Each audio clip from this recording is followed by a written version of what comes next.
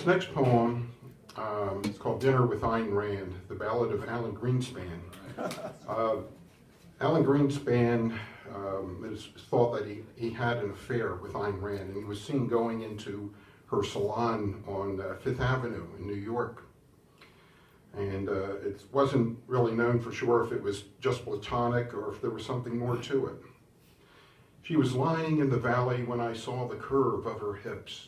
There was a rise and falling of her breasts among the hills, and the air was honeyed with her breath as she lay among the titans of the land. I knew then I had fallen in love with Ayn Rand. Ayn Rand over the mountains, Ayn Rand over the seas, Ayn Rand going for home plate, sliding on bulldozer knees. I put my arms around her, smelled the sweetness of her hair. When she turned her face to mine, there was sunshine in the air. When she spoke to me, I heard what I needed to hear. Reach and take me, I am yours. Ayn Rand over the mountains, Ayn Rand over the seas, but Ayn Rand knew me not as her flesh enfolded me. She invited me to dinner for a Thanksgiving feast, to share her grooming board of oysters, roasts, and fowl. Ayn Rand set the table with silver, crystal spode. For dessert would be kumquats, petit fours, and European cakes, washed down with wine enough to fill a dozen lakes. Ayn Rand over the mountains, Ayn Rand over the seas. I'm on my way to her house in a Landaulet Mercedes.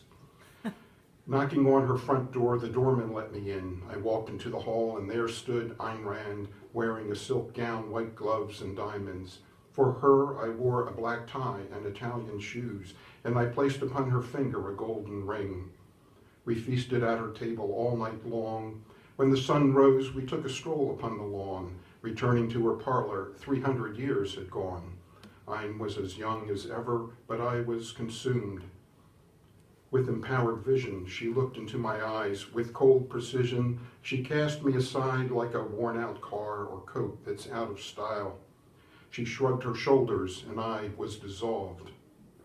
She laid me in my coffin and nailed down the lid, told me to wait in silence with the ghosts of tycoons in a vaulted mausoleum, and said that soon she'd return to open the great brass door and unite us once more.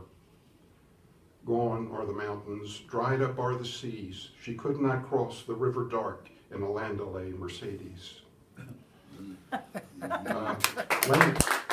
Thank you. Landaulet is